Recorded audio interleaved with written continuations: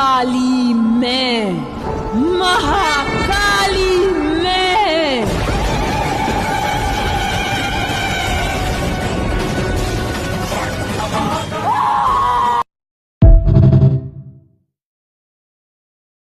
बात नहीं टालेगा और मेरा आदेश है कि आप मेरे पति का वध नहीं करेंगे।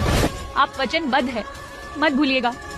आपने मुझे वर दिया है, मैंने अब तक मेरा पतिव्रत धर्म निभाया है और अब भी निभा रही हूँ, इसलिए आपको मेरे आदेश का पालन करना होगा। पतिव्रत धर्म वो तो कब का टूट चुका, और उसके साथ दिया तुम्हें वचन भी।